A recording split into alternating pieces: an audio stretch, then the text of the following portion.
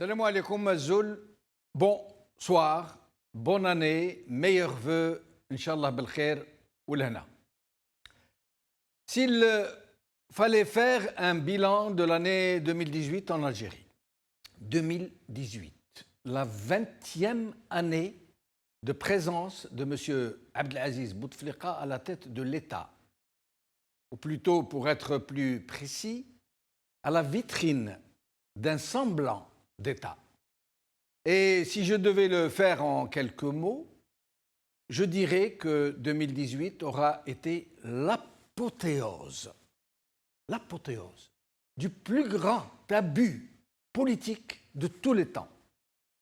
Un abus qu'aucun pays n'a connu dans l'histoire de l'humanité.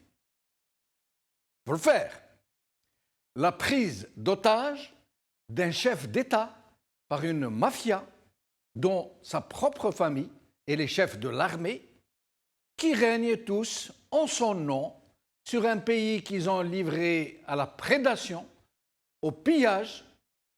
Ils l'ont livré à leurs clients, à leurs parents, à leurs enfants, à leurs complices internationaux. Une prise d'otage avec la complicité active de la presse, d'une partie importante de la presse, pas toute la presse, de la plupart, la quasi-majorité ou la quasi-totalité des partis politiques et de tous les relais ordinaires de la grande mangeoire. Sinon, parmi les détails des faits et méfaits de ce régime, qu'il serait quasiment impossible de tous les détailler ici, parce que source d'innombrables tragédies, dont celle des Harraga est la plus emblématique de la terrifiante nuisance de cette mafiocratie, nous pourrions en énumérer cependant quelques-uns parmi ceux qui ont défrayé la chronique. D'abord, explosion du phénomène des Harraga, qui s'est étendu aux femmes, aux enfants, voire même à des personnes d'un certain âge. De nombreux Harraga périssent désormais en mer. Alors, ensuite, limogeage d'un Premier ministre, M. Tebboune en l'occurrence, pour la seule raison qu'il a osé défier le patron des patrons, patron entre guillemets bien sûr, et néanmoins petit copain de Saïd Bouteflika. Ensuite, innombrables rapports d'instituts et d'ONG qui épinglent l'Algérie pour de bien tristes records et parfois pour de bien sinistres records dans tous les domaines. Ensuite, innombrables scandales en tout genre, tout particulièrement sur des indélicatesses se chiffrant en milliards de dollars et qui presque tous ont été étouffés par une presse et une justice aux ordres. Ensuite, crash d'un avion militaire qui a entraîné la mort de 257 personnes et enquête bâclée, puis étouffée, pour ne pas lever le voile sur l'improvisation systémique qui caractérise la gestion très opaque et l'omerta concernant certains secteurs. Ensuite, saisie au port d'Oran de 701 kilos de cocaïne et révélation sur l'implication de barons du régime au plus haut niveau dans le trafic de cette cargaison et d'autres cargaisons dont on ne nous a rien dit. Ensuite, forte dévaluation du dinar. Ensuite, très grosse manifestation au Sahara sur des questions d'injustice sociale. Ensuite, nombreuses inondations dans plusieurs villes algériennes. Limogeage du DGSN, du patron de la gendarmerie et emprisonnement de 5 généraux parmi les plus importants de l'armée. Mouvements sociaux de grande ampleur, de médecins résidents, d'enseignants et de retraités de l'armée. Explosion des demandes de visa étudiants au niveau du consulat de France et images particulièrement choquantes relayées par la presse internationale, montrant des dizaines de milliers d'étudiants se pressant autour du consulat. Apparition de foyers épidémiologiques de choléra en 2018 dans plusieurs régions d'Algérie. Cessation de paiement, décision de recourir à un niveau très important à la planche à billets, où Yahya avoue qu'il n'a plus de quoi payer les retraités, les fonctionnaires, ni même les députés et les sénateurs. Coup de force contre le président de l'APN, le Parlement, la chambre basse du Parlement, et son remplacement de façon illégale, anticonstitutionnelle, par quelqu'un que le régime a sorti du chapeau. Ould Abbas, le nervi par excellence de la fratrie Bouteflika, est chassé du FLN et remplacé par le même qui a remplacé le président de l'APN, celui qu'on a sorti du chapeau. Emprisonnement de plusieurs journalistes en violation flagrante de la Constitution.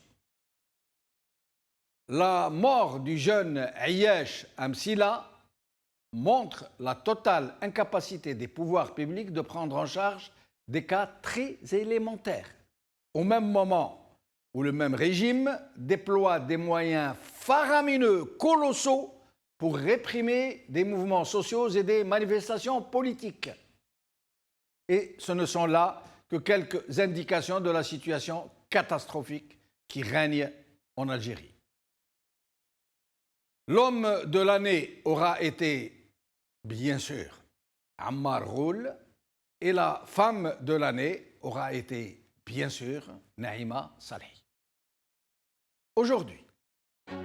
TSA, 2019, année de toutes les incertitudes politiques en Algérie, par Makhlouf Mhanni. Algérie patriotique, les Américains persistent.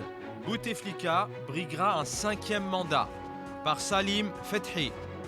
Liberté, elle évoque des cercles occultes et des mentors. À qui s'adresse l'armée, par Karim Kébir.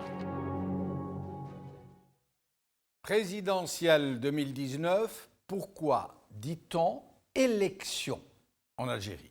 C'est le titre de notre émission d'aujourd'hui. Et pour en parler ici avec le plateau, Nazim Taleb, mouvement Rachad. Merci Nazim d'être avec nous. Merci pour l'invitation. Merci. Mohamed Benchikou au téléphone, journaliste, écrivain. Mohamed Benchikou, merci d'être avec nous. Le plaisir est pour moi. Merci.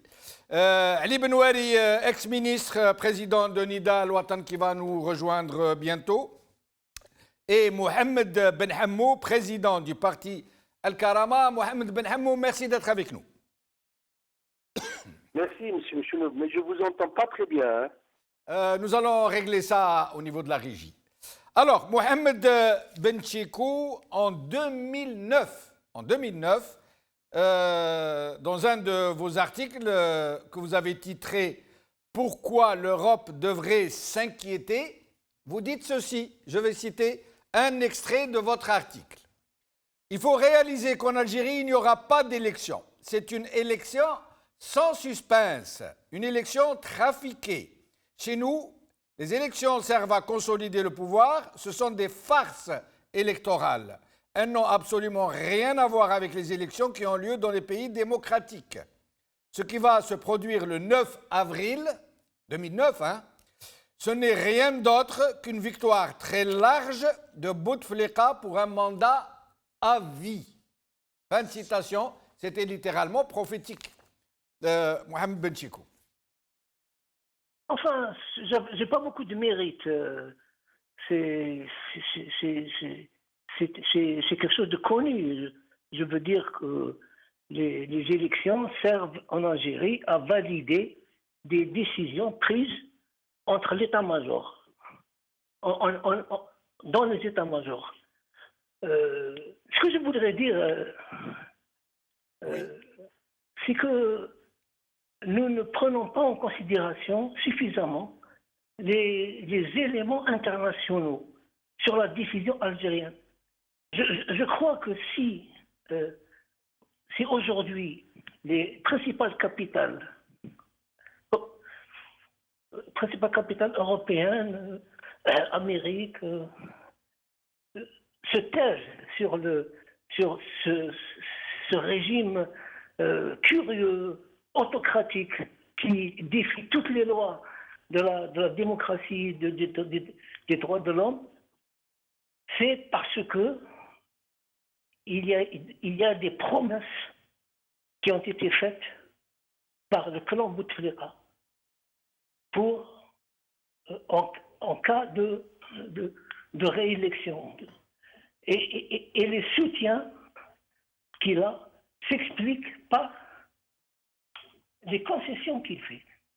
Je crois que ça, on ne voit pas suffisamment.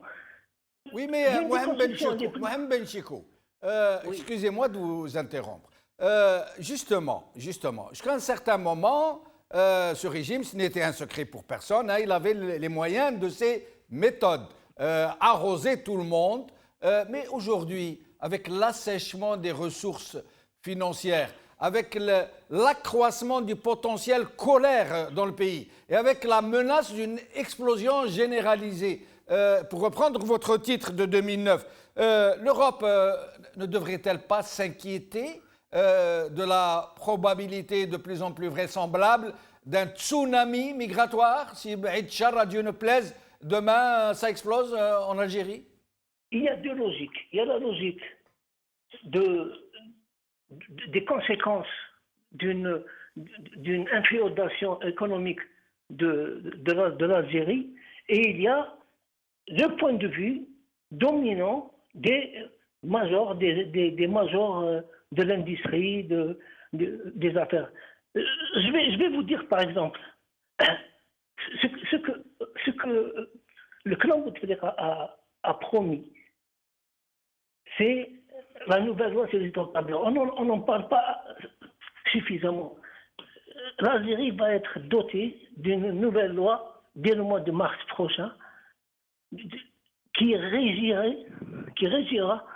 la commercialisation et la gestion des gisements de pétrole et de gaz.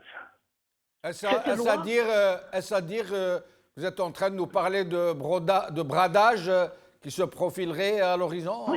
Oui. Bradage. Oui, bradage. Pire que bradage. C'est une concussion. C'est une concussion. Quand vous savez que cette loi, elle est rédigée à New York par un cabinet d'avocats et d'experts. D'affaires. Oui, cabinet d'affaires. Curtis, qui se trouve au 101 Park Avenue. Oui. Et par une autre société, Artri, société de produits marchands. Et lorsque vous voyez Risby, qui est le représentant spécial du gouvernement britannique pour l'Algérie. Oui. J'en parle dans mon roman La Mission. Oui. Qu'est-ce qu'il dit? Il y a un mois, il est venu pour la 16e visite en 2 ans. Oui. Qu'est-ce qu'il dit? Il dit, nous attendons avec impatience la loi sur les hydrocarbures et nous encourageons le gouvernement algérien dans cette voie. Vous êtes en train de nous dire que finalement, pour les partenaires, appelons-les comme ça, occidentaux, l'Algérie, c'est un morceau de choix que se partagent les uns et les autres, sans scrupules, sans état d'âme, à n'importe quel prix. Ça explique l'impunité et la tranquillité, la sérénité avec laquelle le clan Bouteflika avance vers le 5e mandat. Et Mohamed Benchikou, je serais tenté de vous dire, après tout, chacun s'occupe de son propre pays. Raison d'État n'a pas d'état d'âme. Ces gens-là s'occupent de leur pays, de leurs intérêts. Moi, on ne veut pas. Oui. Ce que je veux dire, c'est qu'il y a un marché. Quand il y avait le 2004, pour le nouveau mandat de 2004, deuxième mandat, oui. On a tous réfléchi sur des critères algéro-algériens. Or, le point central de cette réélection, c'était la promesse d'une loi sur les hydrocarbures qui a été effectivement signée en 2005. C'est-à-dire que la réélection de Bouteflika est un gage donné à ces forces économiques pour faire main basse sur les richesses nationales. C'est Hassan Malki explique ces choses mieux que moi. Oui. Quand vous voyez, c'est-à-dire on ne prend pas en considération l'impact des capitales étrangères sur l'économie du pays. Sur Tigountouline, par exemple. Oui. Tigountouline. On ne sait pas que Tigountouline appartient à British Petroleum. Oui. BP. Et que venez de mettre en vente Tigountouline. Une semaine après, il y a eu la prise des otages et cette histoire qu'on connaît. C'est dire que derrière des événements qui peuvent sembler un temps soit peu anodins, il se cache pas mal de choses et un train peut en cacher un autre. Restez avec nous. Mohamed Benchikou, je reviens à vous dans un moment. Nazim Taleb, certains moments, ils nous ont laissé penser, tout le monde était quasiment unanime sur l'abandon de l'option 5e mandat, hein, y compris les observateurs très avertis, y compris M. Roul, M. Makri, qui sont venus avec des propositions.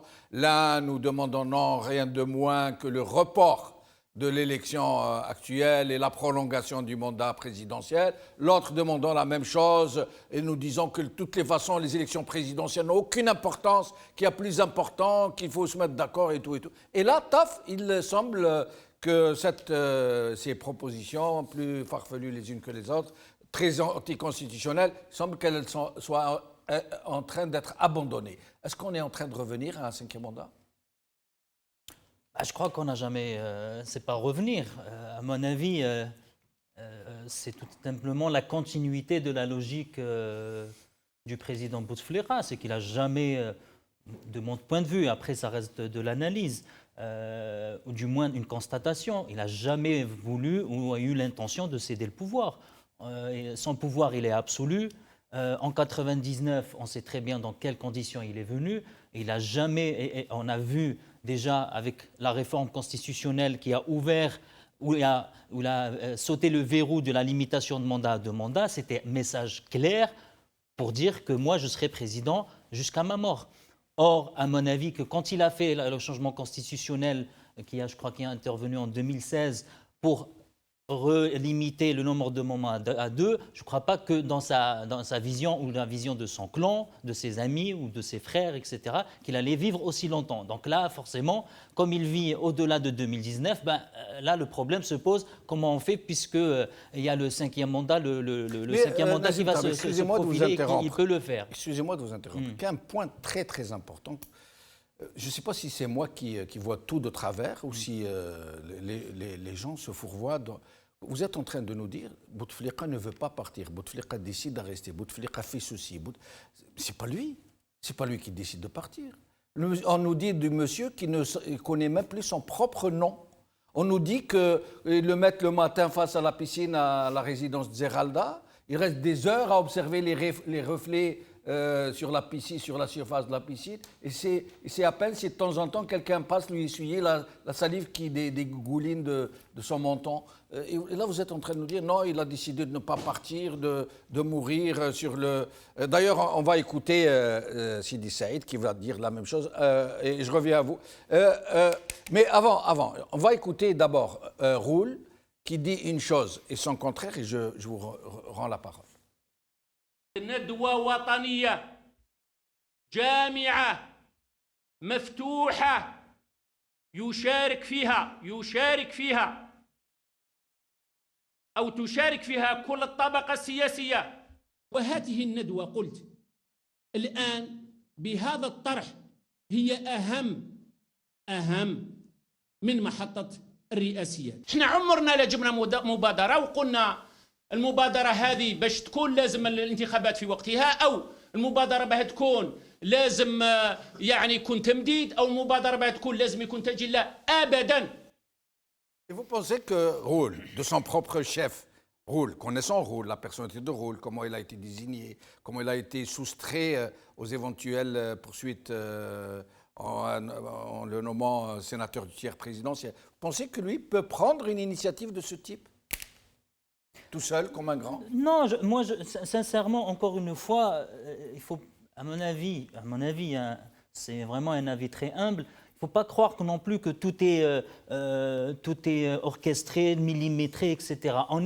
Eux-mêmes, ils sont dans le flou. Pourquoi ils sont dans le flou? Parce qu'on est dans un régime tout simplement dictatorial. Le dictateur, il a il a son clan très proche, et ces gens-là, au fait, n'en font pas partie. C'est des marionnettes. Et ils se lancent des fois dans des spéculations ou dans des initiatives parce que justement ils sont dans le flou. Ils ne sont pas, parce qu'il ne faut pas non plus croire que l'Algérie c'est un État qui fonctionne normalement, avec légitime, où il y a une concertation. Il n'y a pas. C'est un président ou le clan ou les proches, ses proches, pour dire voilà ce qu'on va faire, ce qu'on ne va pas faire. Et ces gens-là sont en dehors de la prise de décision. Donc forcément, on peut avoir effectivement des annonces comme ça. Ould Abbas, rappelez-vous, il a été tout simplement éjecté comme un malpropre parce qu'il a fait une déclaration. Je suppose que lui, il a cru bien faire, mais finalement, il s'est fait éjecter, encore une fois, comme un malpropre. Donc il ne faut pas non plus croire que le régime algérien, tout est pas millimétré, etc. Non, ce n'est pas le cas. Mais encore une fois, il faut rester... Ça, hein. Non, mais vous dites que Roul a fait des déclarations. Est-ce que vous croyez qu'il les a fait comme ça, oui. d'une manière, je dirais, non orchestrée ou... Moi, pourquoi pas? Pour dire simplement, moi, à mon avis, un Roul ne peut pas dire une telle chose si ses maîtres ne l'appellent pas pour lui enjoindre de dire ce qu'il a dit. Ça, pour moi, mais je me trompe peut-être. Encore une fois, moi, sincèrement, je ne le crois pas. Je crois que c'est des hommes politiques qui sont dans une zone de confiance ou et où ils se croient pouvoir donner ou faire des initiatives, mais en réalité, la dernière initiative reste quand même dans le clan présidentiel. Vous avez très bien dit, c'est Bouteflika qui décide. Non, ce n'est pas Bouteflika qui décide. On connaît très bien.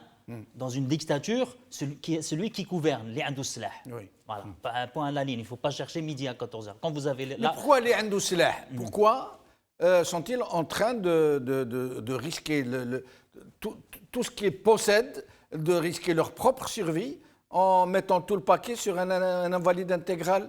Pourquoi ne pas choisir quelqu'un d'autre qui soit plus présentable, plus fringant? Ils peuvent désigner qui ils veulent. Pourquoi sont-ils en train de protéger les Bouteflika et les imposer à la tête du pays? Monsieur Benchenouf, je vous donne un exemple. Vous êtes chef des armées. Oui. D'accord? D'accord. Vous avez soutenu Bouteflika depuis 1999. Oui. Vous n'avez aucune opposition sur le terrain. Vous n'avez aucune pression. Vous ne sentez aucune pression. Pour le moment, jusqu'en 1999, vous êtes bien rempli les poches.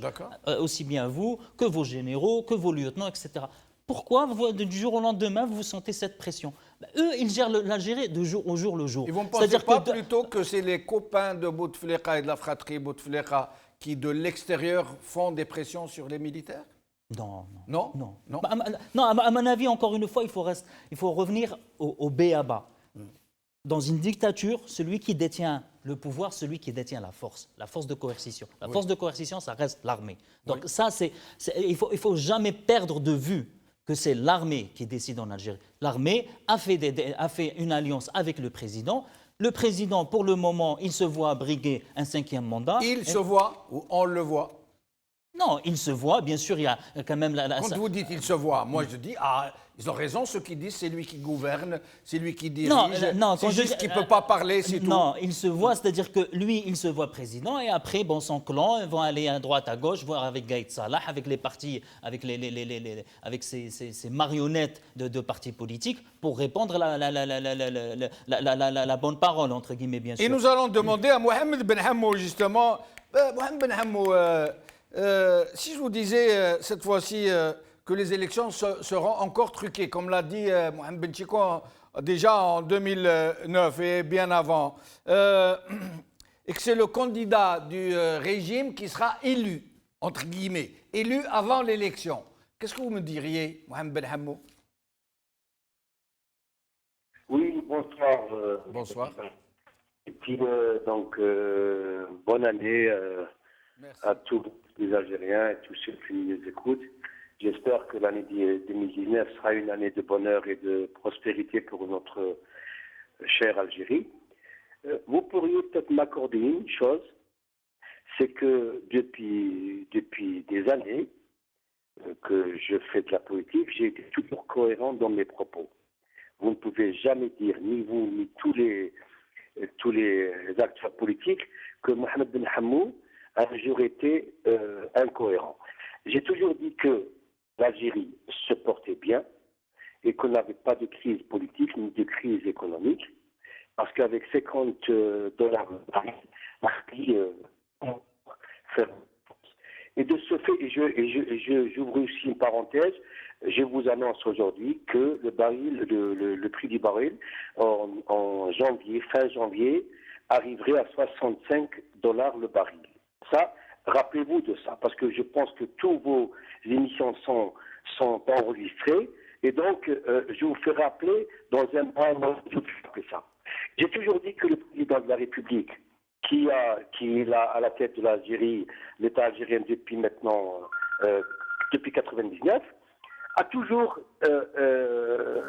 fait acte de présence. Et tous ces rendez-vous avec le peuple algérien ont été respectés. Tous les rendez-vous électoraux ont été respectés. Donc, il n'y a pas plus tard que... Bon, ça fait 3 semaines, je crois que vous m'avez eu au téléphone, et je vous ai dit que le président convoquera donc les électeurs et fin janvier, mi-janvier, fin janvier, et que les élections présidentielles auront lieu en date et heure, c'est-à-dire telle que la Constitution le dit. Donc, c'est à lui seul de décider s'il sera candidat ou pas. Vous m'écoutez, monsieur Bichot? Oui, je vous entends.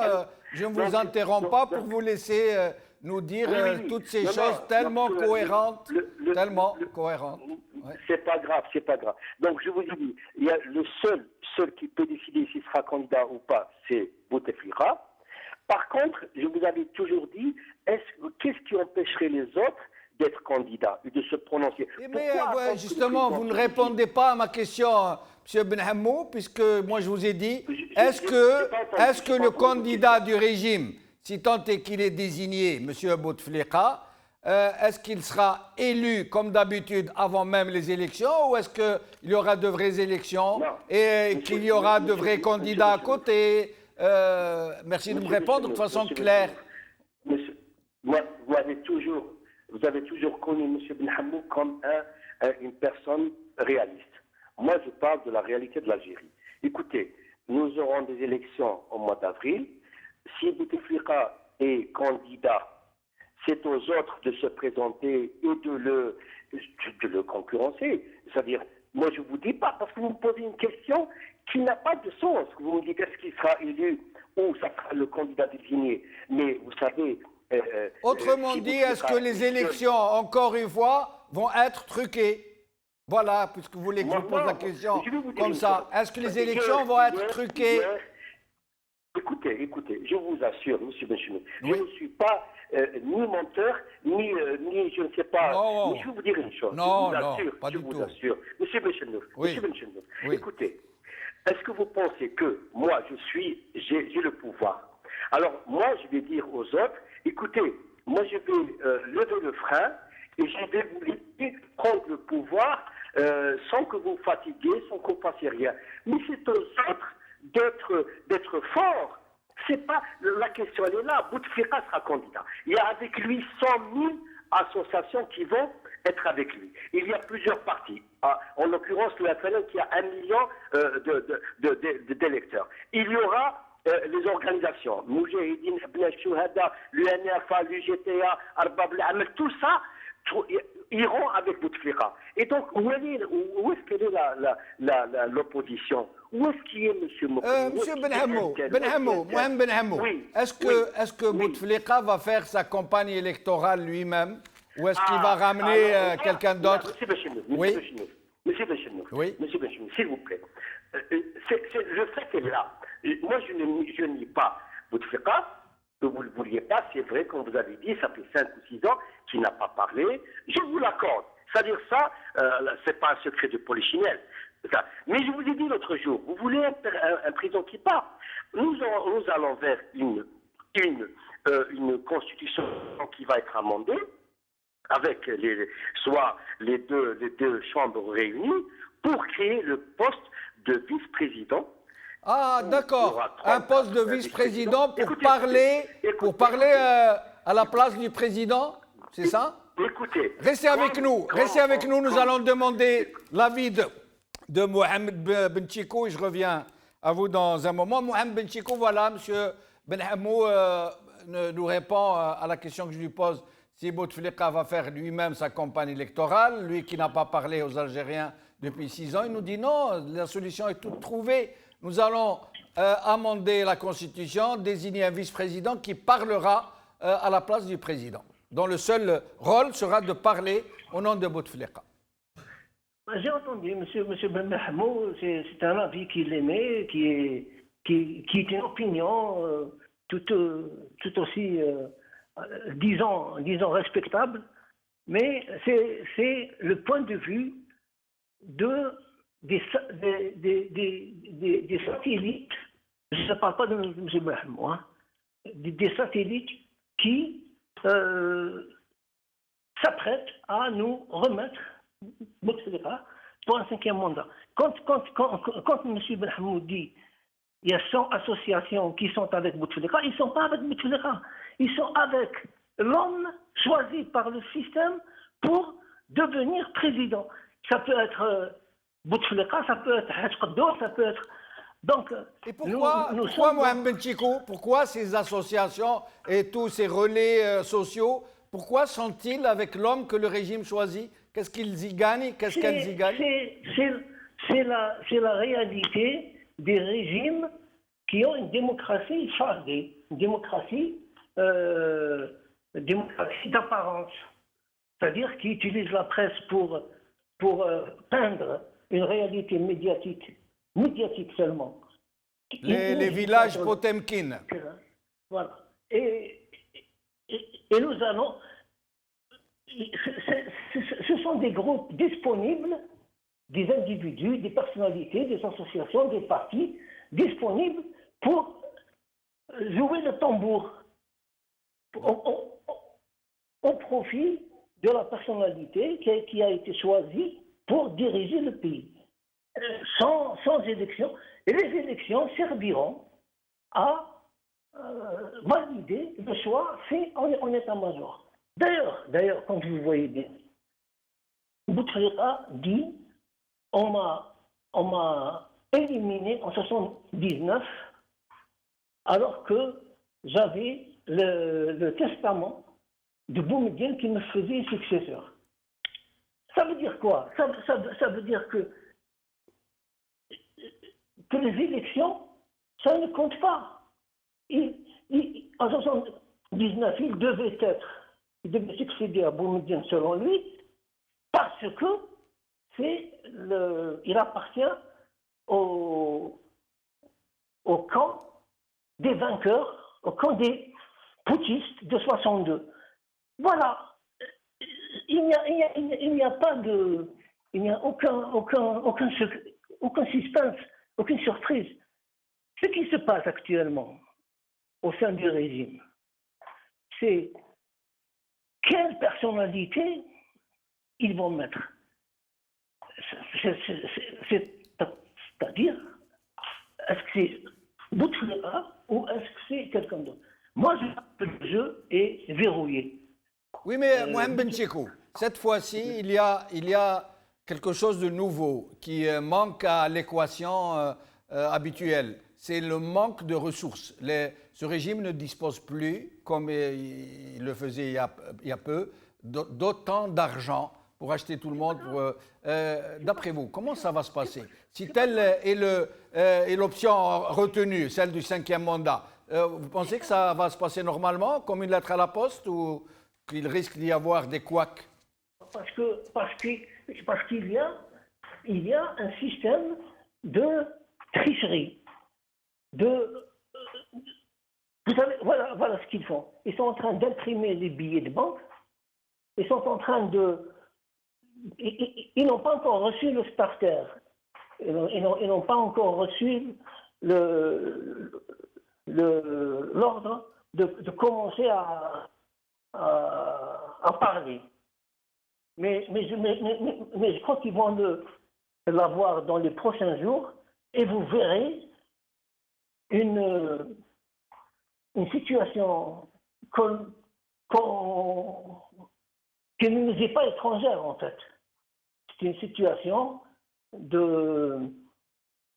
d'allégeance à cet homme qui deviendra tout d'un coup le sauveur de l'Algérie. Le Mahdi el-Montadar. Restez avec nous, Mohamed Benchekou, Nazim Taleb. Supposons que c'est l'option qui va être retenue, comme le pense à peu près tout le monde en ce moment. Tous les signes semblent indiquer que cette option est celle qui a été retenue. Ça va se passer comment, à votre avis? À mon avis, ce qui va se passer, c'est effectivement du jour au lendemain, on va convoquer les deux chambres, on va tailler sur mesure une constitution et... Comme le dit Ben Hammou, oui, Ben Hammou qui fait effectivement de la politique, parce que M. Ben Hammou nous dit qu'il fait de la politique. Oui, c'est ce qu'il dit. Malheureusement, moi je vous le dis en face, M. Ben Hammou, vous faites de la politique courtisane. C'est malheureux à dire de dire que l'Algérie, il nous dit, en plus c'est le comble, il nous dit l'Algérie n'a pas de crise, alors qu'on vient d'imprimer en 2 ans 40 milliards de dollars, à peu près. L'équivalent de 40 milliards. C'est-à-dire 4 000 milliards de dinars, on va dire, on est sur les 30 milliards, on va se diriger sur les 40 milliards, et M. Ben Hammou nous dit, il n'y a pas de crise, tout va bien. Des milliers d'Algériens meurent dans l'océan, en Méditerranée, il n'y a pas de crise.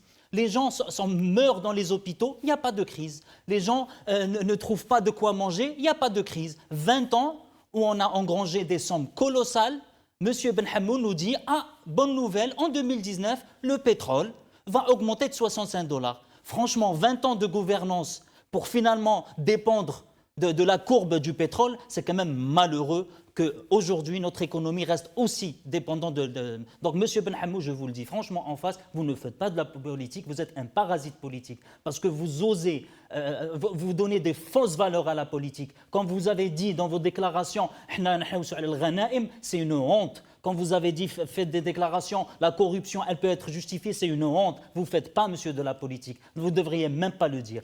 Bon, pour revenir à... Mais Nazim, juste sur ce point. Mais monsieur Ben Hammou n'est pas seul. Il y a Marroul, il y a Ben Younes, ils sont tous les partis de la mangeoire, comme on les appelle, sont dans la même démarche. Ils ne s'en cachent pas. Ils sont au contraire, ils s'en vantent, ils vont dans les plateaux de télévision. Moi, je connais même l'histoire, vous la connaissez vous aussi, de quelqu'un qui était candidat à la présidentielle et qui faisait la promotion de Bouteflika. Oui. Ça veut dire qu'ils sont dans ça, il n'y a pas de complexe. Mais je ne dis pas que Ben Hammou est le seul. Je dis que la plupart, malheureusement, comme vous avez dit, on a dit tout à l'heure, Gaïd Salah, pourquoi d'après vous, ils se sentiraient sous pression? Il n'y a pas. Il n'y a pas d'opposition en face. Nous, au niveau de l'opposition, on est faible. Et malheureusement, ceux qui, soi-disant, font de la politique, entre parenthèses, c'est des gens qui, comme Mokhré, comme Ben Hammou et des centaines d'autres, des clients de ce régime, que malheureusement, s'ils avaient un brin d'algérianité, un brin de... Comme son parti s'appelle El Karama. Ils diront à l'Algérie, ça suffit, ça suffit. L'Algérie ne peut pas dépendre que d'un seul homme. Bouteflika, ce n'est pas l'Algérie. Et l'Algérie n'est pas Bouteflika. Bouteflika, il a fait son temps. Il y a des jeunes de grandes compétences. Les Algériens, que ce soit à l'intérieur, que ce soit à l'extérieur, et lier l'avenir de l'Algérie, qui a subi une cassure dans les années 90. Bouteflika va l'achever. On le sait très bien. Et M. Benhamou le sait très bien. Donc, un brin de Karama et dites aux Algériens qu'effectivement, l'Algérie 2019 n'est pas l'Algérie comme monsieur le dit. L'Algérie 2019, ça va être encore un pays qui va s'enfoncer de plus en plus dans la crise. Nazim, tout à l'heure, je vous ai posé la question sur Gaïd Salah et les chefs de l'armée. Je ne parle pas de l'armée, hein. Je parle des chefs de l'armée, ou du moins de certains chefs de l'armée. Pourquoi ils soutiennent la fratrie Bouteflika? Pourquoi ils l'imposent? Parce que c'est eux, vous m'avez dit vous-même, hein, c'est les militaires qui décident. Donc pourquoi j'ai dit, est-ce que c'est parce qu'il y a une pression internationale sur eux, des copains de la fratrie Bouteflika qui trouvent leur compte, qui font pression sur l'armée algérienne pour qu'elle soutienne les Bouteflika? Vous m'avez dit non. Alors pourquoi ils soutiennent alors dans ce cas? Parce qu'ils y trouvent leur compte, parce que... Je vous l'ai dit, hein, au risque de me répéter, pour le moment, ils y trouvent leur compte. Je veux dire, comment ils trouvent leur compte? C'est des chefs, c'est des entrepreneurs. Ils se sont fait des milliards depuis 99. Attendez, Nazim. Oui. Je vais m'expliquer plus clairement. Oui. Anna Gaïd Salah. Moi, je suis Gaïd Salah et les généraux qui sont autour de moi, ils sont une soixantaine, hein, le plus haut niveau de l'armée, hein, ceux qui... Moi, de toutes les façons, celui que je désigne comme chef de l'État, il me donne ma part. Sinon, je le fais dégager. D'accord? On est d'accord.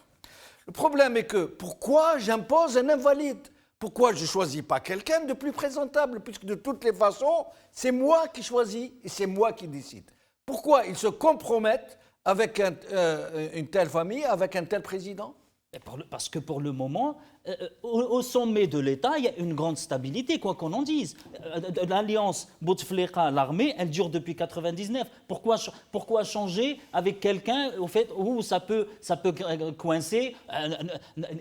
Quand je dis ils décident, c'est-à-dire c'est eux qui décident c'est qui va être président. Mais des fois, ça peut coincer. Rappelez-vous avec Zerouel, ça a coincé. Rappelez-vous avec Boudiaf, ça a coincé. Donc ça ne se passe pas comme eux le souhaitent. C'est vrai que c'est eux qui décident. Pourquoi ça a coincé? Ils ont décidé de le ramener, ils l'ont ramené. Ils l'ont tué. Ils ont décidé de le tuer, ils l'ont tué. Ils l'ont tué. Oui. Voilà, donc finalement, ce n'est pas quelqu'un qui finalement est rentré dans les cases que eux-mêmes ont décidé pour lui. Donc les choses ne sont pas aussi simples. Donc pour le moment, c'est une situation au sommet de l'État qui est stable. Il n'y a pas d'opposition, elle est pratiquement inaudible, elle est pratiquement inexistante sur le terrain. Donc pour le moment, pourquoi changer quelque chose qui marche pour le moment avec Bouteflika et demain, ils aviseront avec une autre personne quand les choses vont dégénérer. Mohamed Benhamou, alors d'après vous, est-ce que c'est l'armée qui a imposé Bouteflika à la tête des Algériens et qui va encore l'imposer, ou est-ce que ce sont les élections, d'après vous? Écoutez, c'est Kamal. Oui. J'ai entendu notre cher ami, là, le dernier qui a parlé. Oui. Moi, je respecte ses propos. Je voudrais bien que le dialogue, vous savez, quand il est à 2 ou à 3, il faut qu'on se respecte. Mais je peux me tromper, ça, respectez-moi.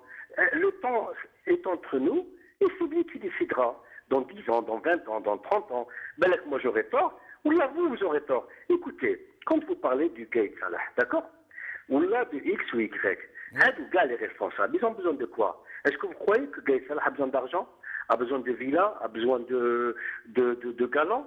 Il a le grade le plus élevé de l'armée. L'argent, il en a. Est-ce que vous ne pouvez pas poser la question autrement en disant peut-être que le Gaïd Salah est un nationaliste et qu'il aime cette Algérie et qu'il ne voudrait pas que l'Algérie tralote. Et c'est pour ça que Bouteflika l'arrange aussi. Parce que la plus grande... Attendez, Mohamed Benhamou. S'il vous plaît. Attendez. Juste, je veux comprendre quelque chose. Comme vous dites, Gaïd Salah, nationaliste, il a choisi Bouteflika parce que pour le bien de l'Algérie. Donc vous confirmez que c'est l'armée qui choisit le président? Non. Écoutez, l'armée, elle est garante de la Constitution. L'armée, elle est là pour préserver la sécurité et la stabilité de cette Algérie. Parce que, monsieur Nouf, moi, j'habite à la frontière algérienne. Moi, quand je vois cette armée, mes sergents, mes cabrans, mes sergents, les terrestres, je les ai toujours dit, l'armée, elle est à la frontière, nous sommes 5 fois la France, c'est un pays dans l'Algérie. Elle est en 2018, où plein de pays au monde, ça flambe partout. La France, elle a très peur. Les États-Unis, l'Angleterre, l'Algérie, nous sommes classés l'État le plus sûr au monde maintenant. Vous pouvez voyager. Attendez, là on est classé quoi? On est classé l'État le plus?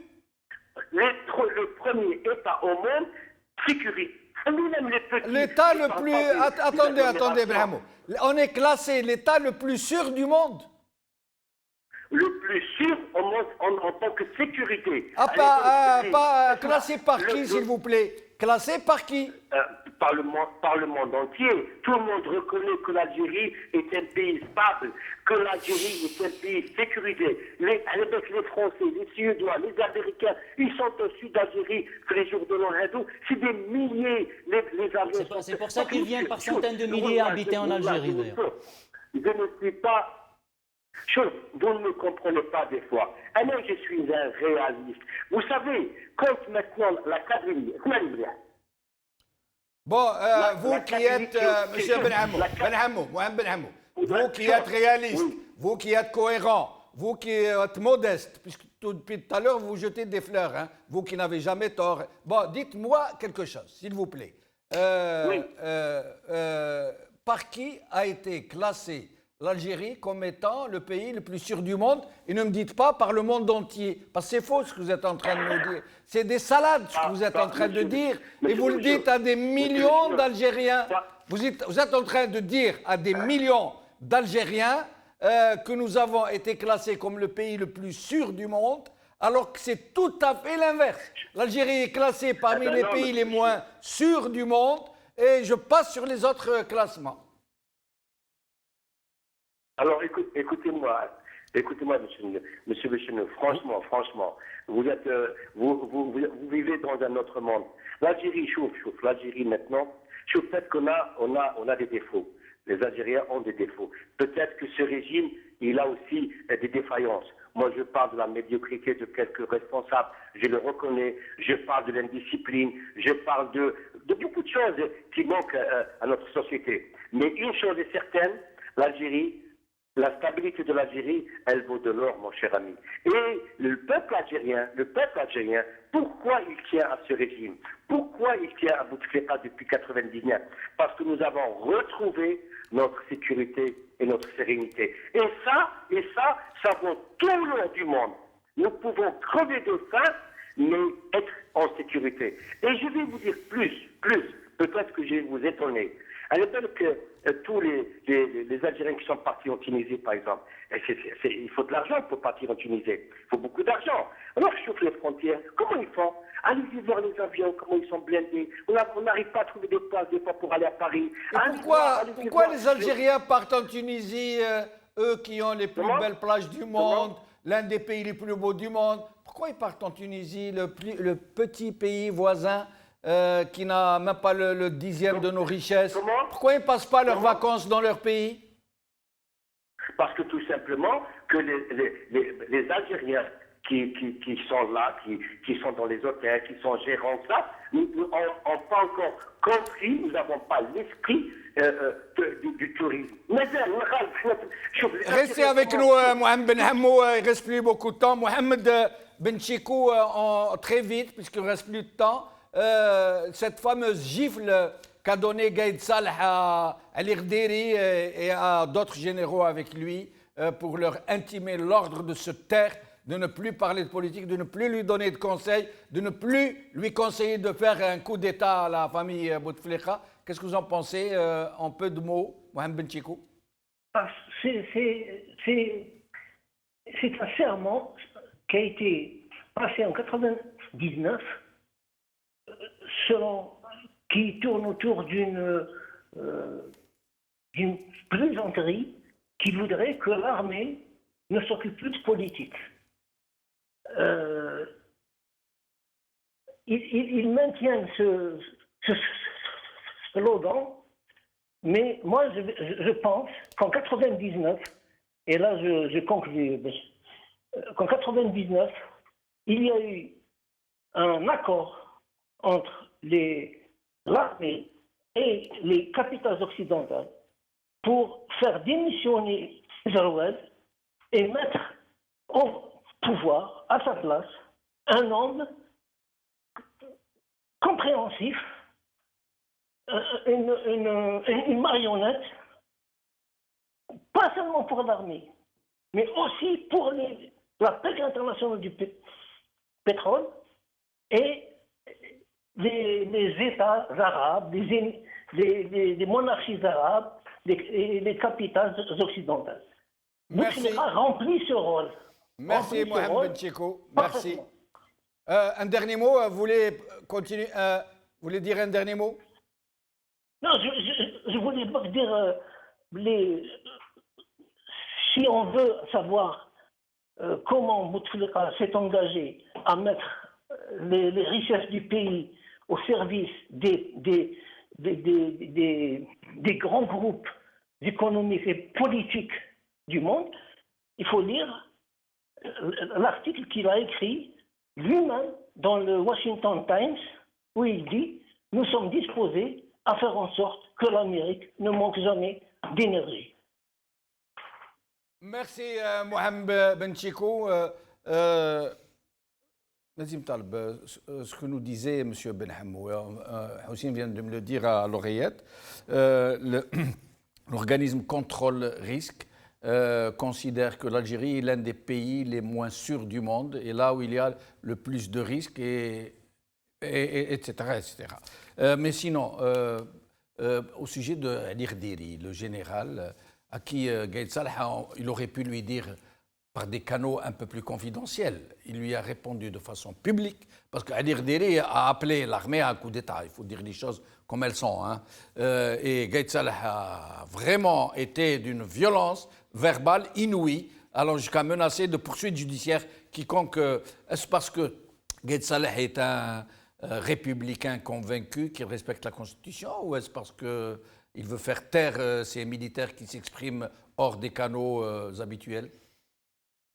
Bon, premièrement, je voudrais juste dire à M. Benhamou, moi je ne lui ai pas manqué de respect, je l'ai tout simplement mis devant ses contradictions et devant ses déclarations. Et quand je dis la politique courtisane, c'est une politique courtisane, la preuve, il nous dit que l'Algérie c'est le pays le plus sûr, c'est-à-dire on est plus sûr que la Singapour, que la Norvège, que la Suède, bon bref. Bon, après, encore une fois, ça confirme un petit peu ce qu'on disait, c'est qu'il y a une alliance pour le moment entre le chef d'état-major. Et quand on parle de l'armée, bien sûr, il faut distinguer les chefs et ceux qui sont engagés. Bien sûr, il faut faire toujours cette distinction. Mais encore une fois, cette alliance, pour le moment, elle est bien établie. Et tous ceux qui voudraient la mettre en cause, soit par des publications, soit par des canaux, etc., pour le moment, ils se retrouvent mis au pilori. Mais encore une fois, il n'en demeure pas moins que M. Gaïd Salah se contredit. Parce que dans sa déclaration, il dit on n'interfère pas dans la politique. Mais rappelez-vous que quand le FLN a réussi, il a quand même envoyé une lettre à Saïdani pour le féliciter de sa victoire aux élections, je crois, législatives. Donc, encore une fois, on est un petit... voilà, c'est une harira, comme on dit. Effectivement, il y a peut-être effectivement une guerre de clans. Il y a des gens qui ne veulent pas que Bouteflika se représente pour un 5e mandat, mais ça reste au sein même de l'institution militaire. Il semble que ces clans soient affaiblis en ce moment, puisqu'ils n'ont plus le droit au chapitre, vraisemblablement. Vraisemblablement, on les entend plus, quoi. Vraisemblablement, puisqu'ils sont plus aux commandes. Donc forcément, vous êtes affaibli quand vous êtes plus aux commandes. Nazim Taleb, merci beaucoup. Mohamed Benchiko, merci beaucoup. Mohamed Benhamou, merci beaucoup. Dommage qu'on ait pu joindre Ali Benouari. Merci à vous, chers amis, d'avoir suivi cette émission.